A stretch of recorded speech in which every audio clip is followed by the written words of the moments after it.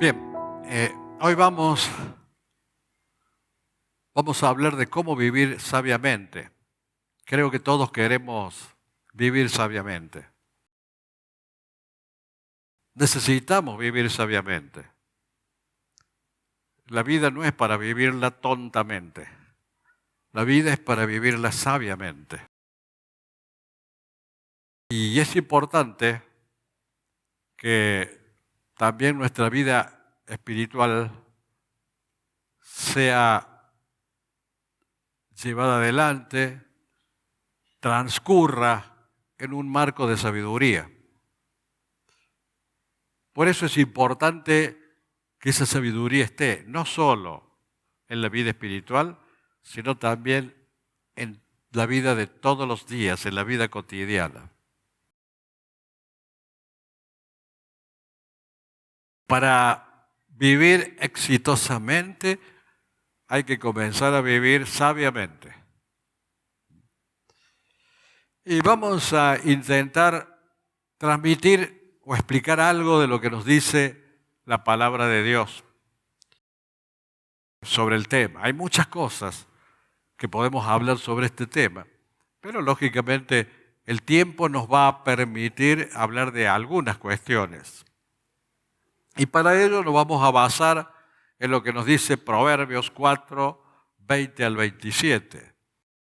El versículo 4:20 nos dice: Hijo mío, está atento a mis palabras, inclina tu oído a mis razones. Una gran enseñanza en este versículo. Nosotros tenemos el oído muchas veces preparado e inclinado a escuchar otras cosas y otras razones, otras motivaciones, otros argumentos, otras excusas, incluso nuestros propios argumentos.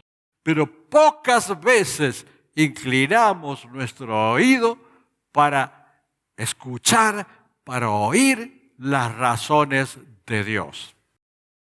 Entonces comienza diciendo algo muy importante, es que no confiemos en nosotros, no confiemos en nuestros razonamientos y no confiemos en argumentos humanos. Porque pueden y generalmente están equivocados y nos impiden vivir sabiamente. Y otra cosa es importante, cuidemos lo que decimos. Meditemos y pensemos cuando hablamos. Porque lo que hay en nuestro corazón va a salir y se va a exteriorizar. Las palabras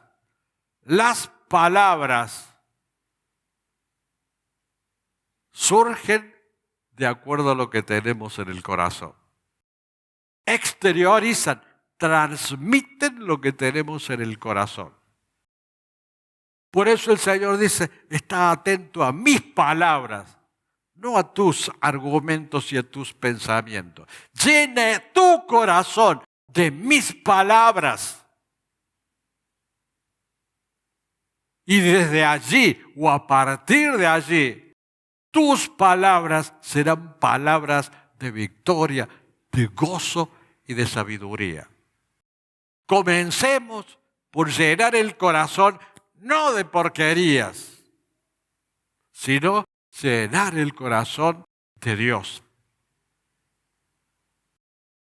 Es el primer paso para vivir sabiamente. Y el versículo 21 dice, no se aparten de tus ojos, guárdalas en medio de tu corazón.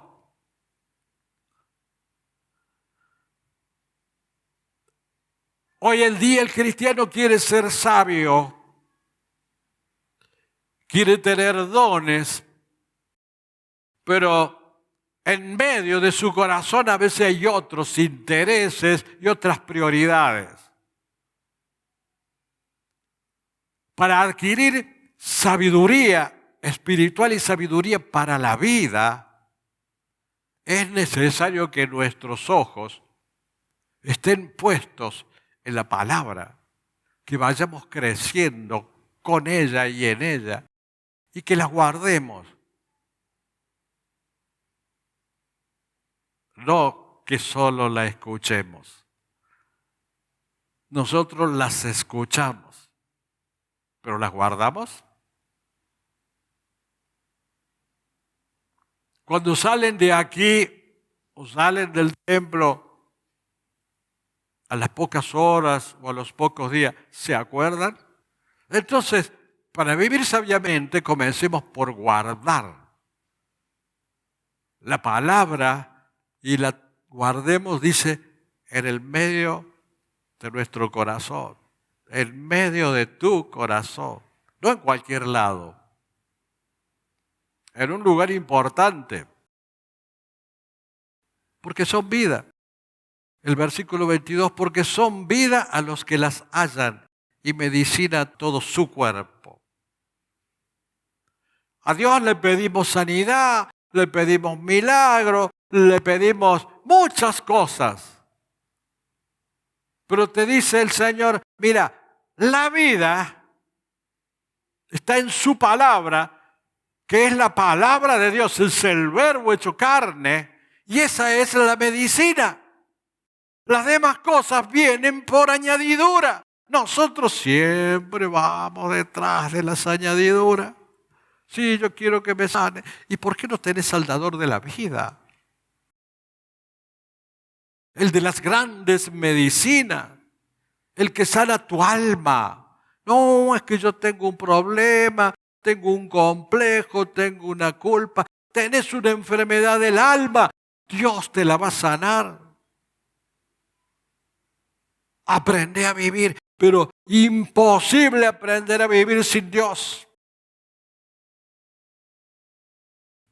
Él es el que te da el primer paso de la sabiduría, es encontrarlo a Dios, tenerlo a Dios, vivir con Dios y escuchar y saber lo que Él dice y lo que Él nos enseña, porque eso es vida. Es vida y medicina para tu alma.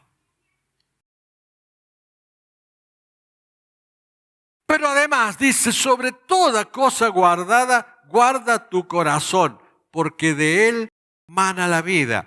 Bueno, si tu corazón está lleno de cosas lindas, está lleno de la verdad de Dios, está lleno de la verdad, porque la verdad de Dios es la verdad.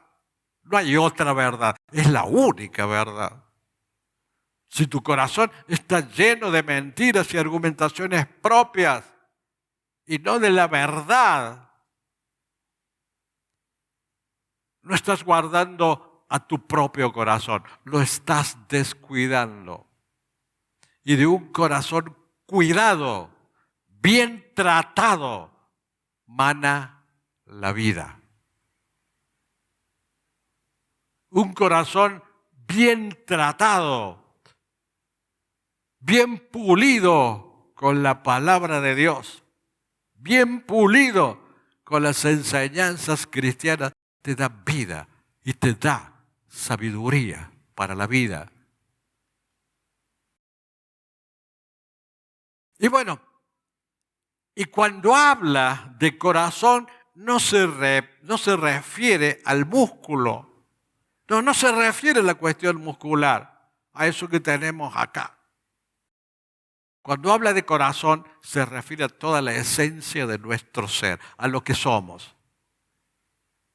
En el corazón, o cuando se refiere a tu corazón, se refiere a ese conjunto de cosas que comprenden tu pensamiento, tus sentimientos, tus deseos.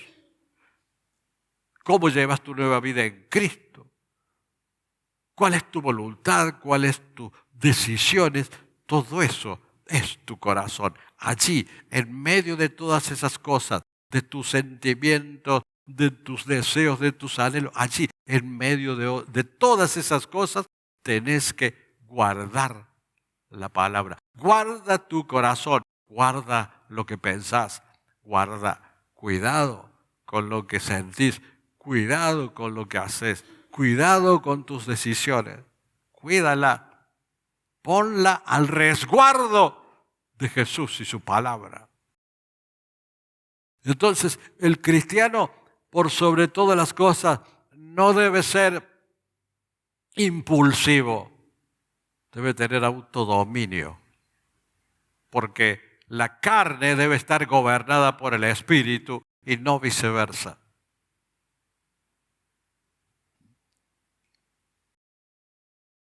El versículo 24 dice, aparta de ti la perversidad. La perversidad es la mala intención, aquel que disfruta con las cosas malas, aquel que disfruta con cosas desagradables, con cosas perversas. Entonces dice, aparta de ti eso.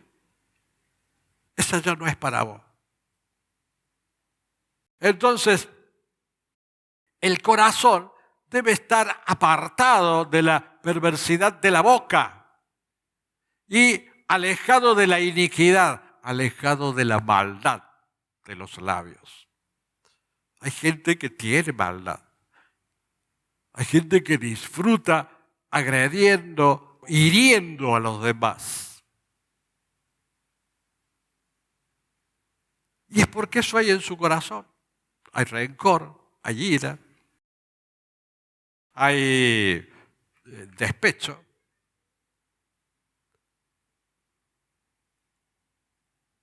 Lo que hay en un corazón es lo que sale. Entonces, el primer paso es, hermano, llena bien tu corazón. Vacíalo de toda la porquería y llénalo bien. Con algo que da vida, que es vida, y sale el alma, y es medicina. Y vas a ver cómo vas a aprender a vivir en gozo y regocijado. Porque muchas veces las dificultades de la vida provienen de las malas decisiones que tomamos, de las malas acciones que tomamos a causa de un corazón que está lleno de cosas malas. Entonces la culpa no la tienen los otros, sino muchas veces tu corazón. Entonces en la mente y en las acciones está la esencia de una persona. Está el corazón, la cuestión central de una persona. Vos querés saber cómo es una persona, observa lo que hace y observa lo que dice. Te engañará un tiempo, pero no mucho. Porque tanto las palabras como los hechos salen o fluyen del corazón. Por ende, según lo que hay en el corazón, es lo que nosotros vamos a exteriorizar en nuestras vidas. Lo que hay aquí, dentro nuestro. Pero cuando hablo de aquí, estoy hablando del músculo. Es dentro nuestro lo que hay en la cabeza, en los deseos, en los anhelos. Lo que nosotros sentimos, la esencia de nuestro ser.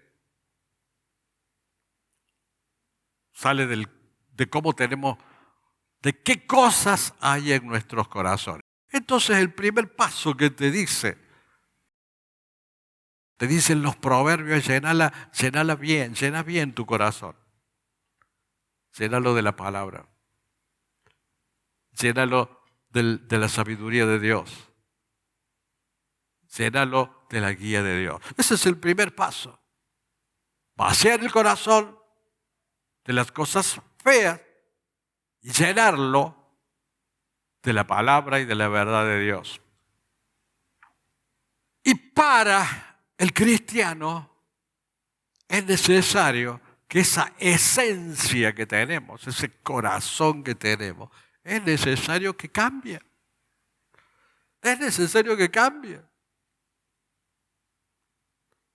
Con eso se derrumba el mito del, yo soy así, que me reciban y que me acepten así como soy. Y no, que el cristiano era así, ahora ya no.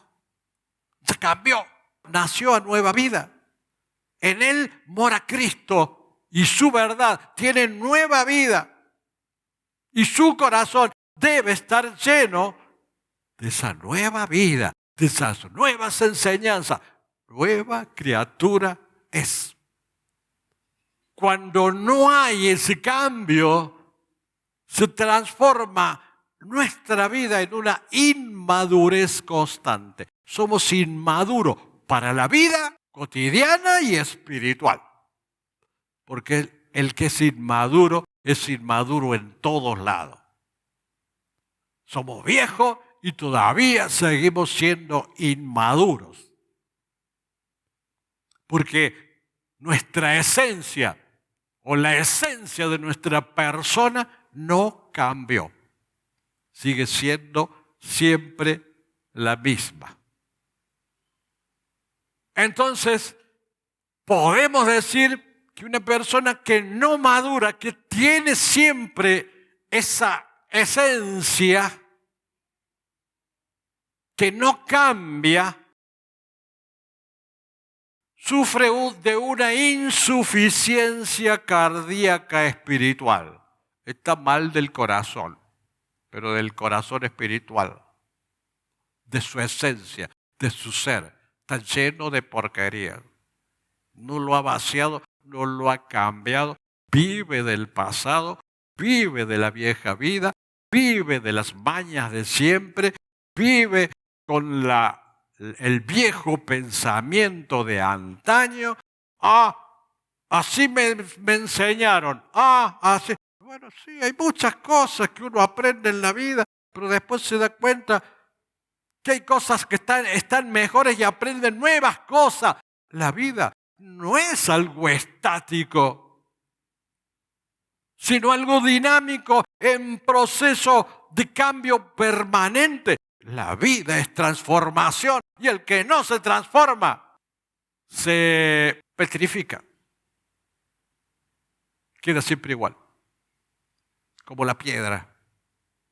Se petrifica, se endurece en su esencia, se endurece en su corazón, porque es inflexible, no acepta otra cosa que su terquedad, su ego, su orgullo, su rencor, su hipocresía.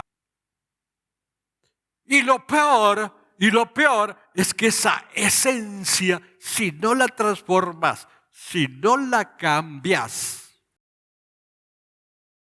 te petrifica en todos los actos de tu vida y en tu vida espiritual para siempre. Para siempre. De allí que pasan los años y estás siempre en el mismo lugar. En la vida y en las cosas espirituales. Y sí, tu esencia está petrificada.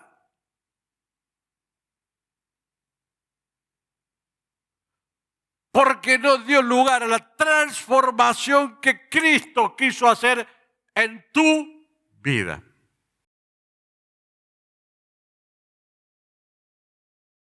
El versículo 25 dice: tus ojos miren lo recto, diríjanse tus párpados hacia lo que tienes adelante.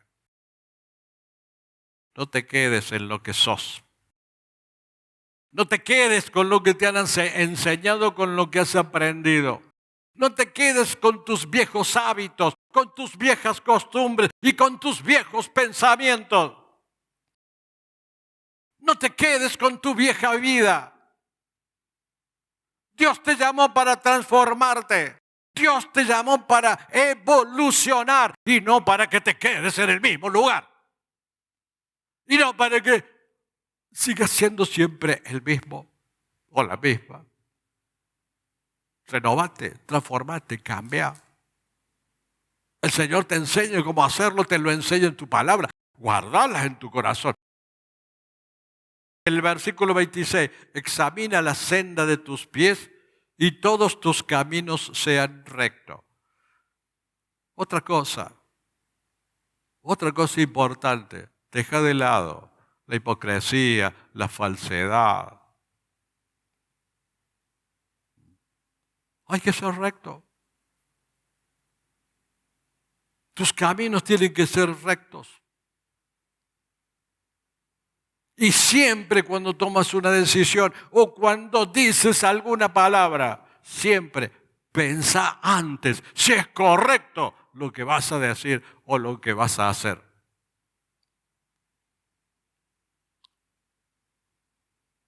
Para eso Dios nos dio raciocinio. Antes pensalo, porque después que largaste, no lo podés volver atrás. Y después que decidiste y decidiste mal, tampoco podés volver atrás.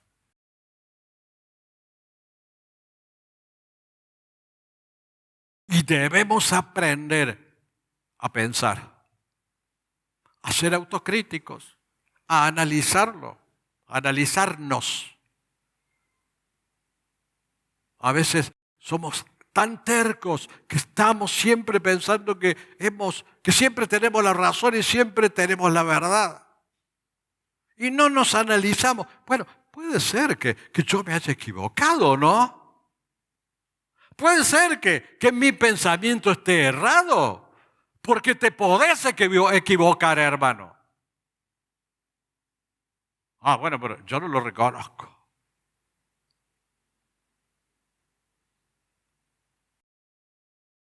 Entonces, no solo pensar antes, sino también pensar después.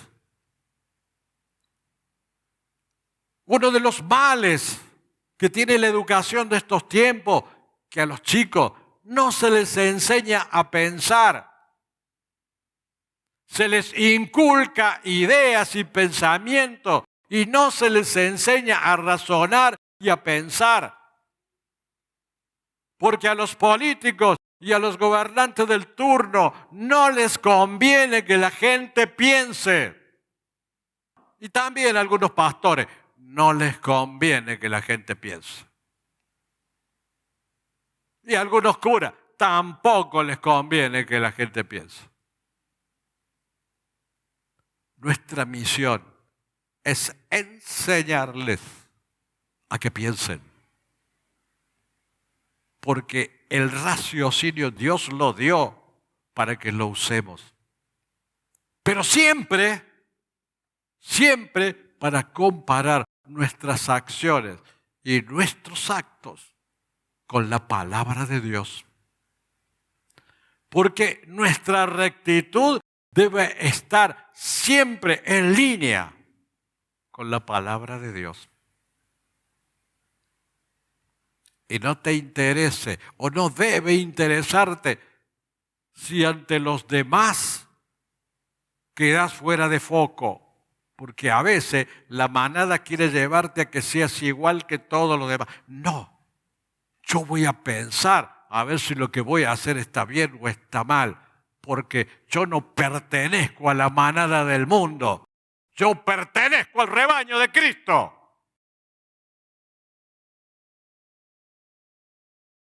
No te desvíes a la derecha ni a la izquierda. Aparta tu pie del mal. Entonces, si pensáramos un poquito más y lleváramos en nuestro corazón la palabra de Dios, seríamos más sabios en las cosas que decidimos. Porque a veces tenemos pasos que son fatales. Y esos malos pasos que son fatales pueden arruinarte para toda la vida.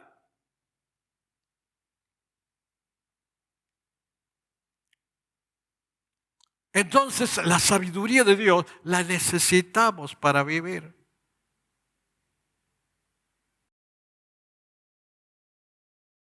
La necesitamos. No solo necesitamos a Dios, primeramente a Dios, pero también su sabiduría. ¿Y por qué? Porque recordemos cuando estábamos sin Dios. Recordate, hermano, hermana, cuando estabas sin Dios.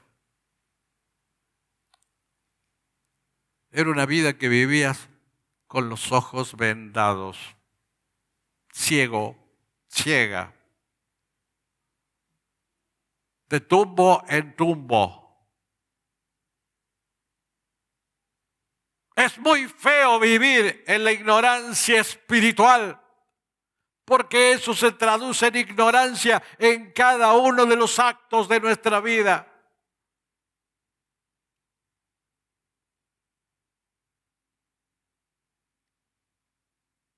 Entonces, una conclusión a la cual podemos arribar es que el conocimiento y la sabiduría son dos cosas distintas, que no son sinónimos. El conocimiento es lo que nosotros aprendemos, es la facultad que tenemos para aprender cosas. Y la sabiduría es la capacidad que tenemos para aplicar las cosas que hemos aprendido. Entonces, una persona puede tener conocimiento, mucho conocimiento, y nada de sabiduría, porque no tiene sensatez para aplicar lo que aprendió. La sabiduría es tener la sensatez necesaria para aplicar los conocimientos con prudencia y de forma acertada. El conocimiento es la teoría, la sabiduría es la aplicación práctica. No podés tener sabiduría si no tenés conocimiento, pero tampoco sirve tener conocimiento si no tenés sabiduría. Y les voy a poner un ejemplo. Ambas trabajan en forma conjunta. Y les voy a poner un ejemplo. Un médico cirujano egresa de la facultad como médico cirujano. ¿Usted se haría operar con alguien que recién sale de la facultad? No, ha sido buen alumno, promedio de 10, de 9,99. Sí, pero yo no me haría operar por alguien que recién sale de la facultad, que está lleno de conocimiento, pero no tiene la sabiduría de la aplicación práctica. Ahora, ¿cómo se adquiere la aplicación práctica? Y bueno, un cirujano, para aplicar los conocimientos, se preocupa. Primero, hace su residencia, se prepara observando lo que hacen otros que saben más que él. Los cristianos a veces no observan lo que hacen los otros porque ellos saben más que todos. Cada uno se la sabe toda. No, el cirujano primero aprende al lado de alguien que sabe, observa. Después comienza con cirugías menores hasta convertirse en un cirujano que paulatinamente ha ido aprendiendo. Primero operará a uno, después dos, después operan 10, 15 por día. Pero le costó. Tuvo que adquirir conocimiento y después tuvo que adquirir la forma de aplicar o aprender la forma de aplicar ese conocimiento. Tuvo que prepararse, no fue de golpe. Nosotros queremos que venga un rayo de golpe que nos ilumine y nos haga grandes siervos de Dios, venerados por el mundo entero y que el mundo diga, oh, no, eso no existe.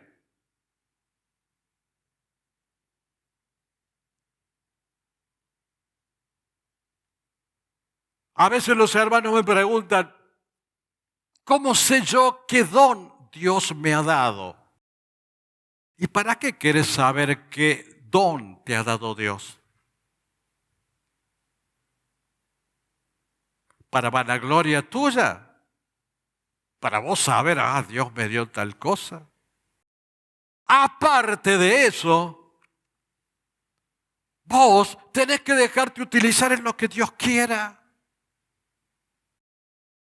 Y Dios a veces te utiliza con un don en un momento determinado o en una circunstancia determinada y en forma esporádica, pero es cuando Él quiere. Y aunque esté en vos ese don, es una herramienta que Él va a utilizar cuando Él quiere. No es algo que vayas a utilizar vos, pero tenés que aprenderlo.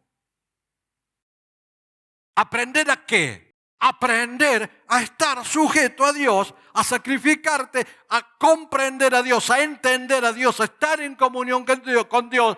Y Él va a ser el que va a decidir cuándo te va a utilizar y cuándo no te va a utilizar. Porque en definitiva, Él es el que decide. Cuando alguien le diga, yo tengo un don y hago tal cosa con el don, dígale, sos un mentiroso. Nadie tiene un don y hace tal cosa con el don. Siempre el que hace las cosas es Dios. No hay voluntad humana, no es decisión humana, es decisión de Dios. Y es Dios el que provee, y es Dios el que dirige, y es Dios el que conduce. En la medida en que vos te prepares, en la medida que vos estés predispuesto a aprender a conocer y a aplicar lo que has comprendido y entendido. El cirujano se tuvo que sacrificar y tuvo que esperar el momento oportuno para, cuando ya estuvo muy seguro, para recién utilizar los conocimientos. Hay quienes pretenden ese rayo del cielo que te dé sabiduría. Y no, te tenés que preparar, tenés que conocerlo a Dios. Vincularte con Dios, hacer lo que Dios quiere, estar atento a Él, recibir su palabra, analizarla, escudriñarla, cómo piensa Dios. Porque en la Biblia está todo lo que Dios piensa y cómo piensa.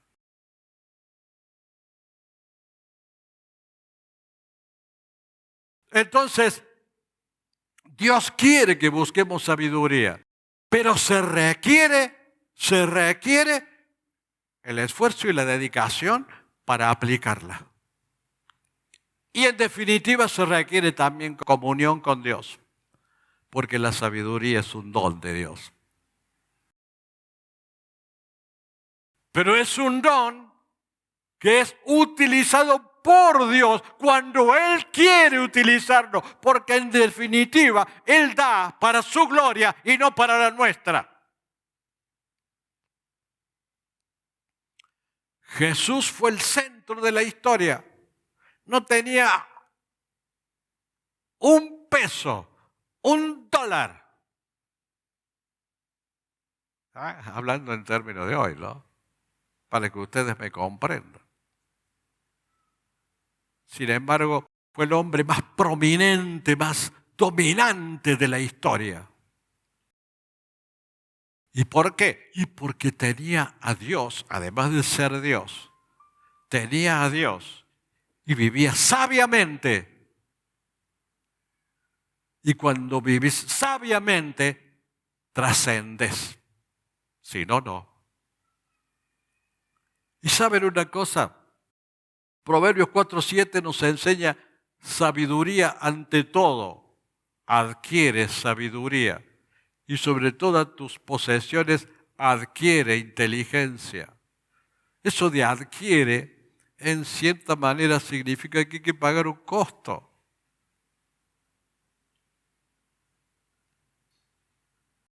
Hay que pagar un costo. El cirujano pagó un costo, hizo una carrera universitaria y después hizo todas las prácticas necesarias para aprender a aplicar sus conocimientos. Entonces, el Señor quiere que nosotros tengamos sabiduría, pero dice, bueno, dale, sacrificate, esforzate, procurala, buscala, prepárate, adquirila, paga el costo que hay que hacer. Es un costo que significa cultivarla, porque vale la pena cultivar esa sabiduría porque vale la pena. Fíjense que en la sociedad, en la comunidad judía, en el Antiguo Testamento, los siervos de Dios, especialmente los escribas y todos los que querían estudiar lo que Dios enseñaba a través del Antiguo Testamento, tenían un maestro que guiaba sus pasos. Por ejemplo, Gamaliel fue un maestro de Pablo. Entonces, él le indicaba, le conducía, le enseñaba, le exhortaba, le guiaba. Anda a decirle a la gente en este mundo, en este tiempo, incluyendo a todos los cristianos, que lo que está haciendo está mal. No podés decírselo, se ofenden porque saben tanto. No buscan a alguien que les enseñe, porque significa olvidar lo que cada uno piensa.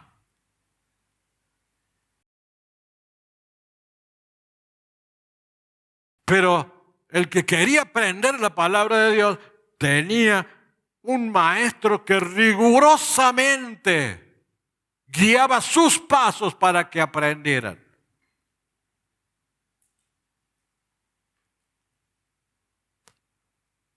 En estos tiempos piden consejo cuando ya están perdidos, después que metieron la pata.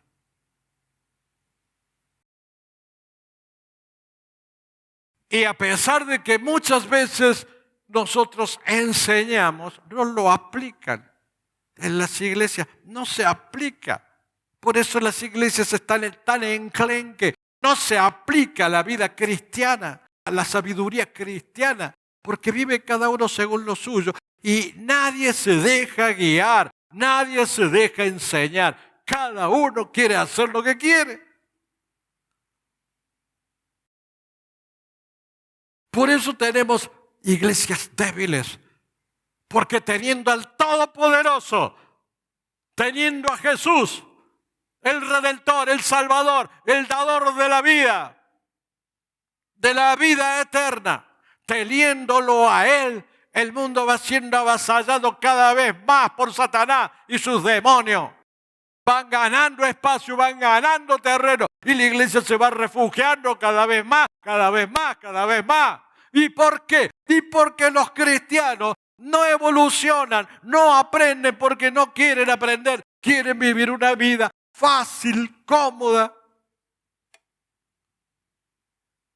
Y tampoco las iglesias se preocupan salir de esa comodidad en la cual están insertas, porque ya, bueno, está bien así, es una familia, nos reunimos en familia y chao. Se cierran mentalmente. Cada iglesia es dueña de la verdad. Y yo les digo, especialmente a los hermanos que no hace mucho tiempo que vienen, la única verdad es Cristo. Ninguna iglesia es dueña de la verdad. La única verdad está en la palabra de Dios. Nosotros somos una iglesia de Cristo. Y muchas veces nos hemos equivocado y nos vamos a seguir equivocando porque la verdad está en Cristo y no en los hombres que somos utilizados como herramientas en sus manos, herramientas que a veces fallamos. Entonces, no miren ni busquen iglesia, miren y busquen a Cristo, porque Él es el dador de la vida. Y Él es el que va a llenar tu mente, tu espíritu, tu corazón de sabiduría. Y allí nos resume, en 2 versículos, nos resumen un poquito estos 2 versículos lo que queremos significar. El Salmo 119:11 dice, en mi corazón he guardado tus dichos para no pecar contra ti. requisito de la sabiduría guardar en nuestro corazón sus dichos, sus palabras. Y Proverbio 8:33, atended el consejo y sed sabio. Ustedes saben que la gente sabia pregunta, pregunta y pregunta. La gente sabia no es la que sabe todo. La gente sabia es la que pregunta todo.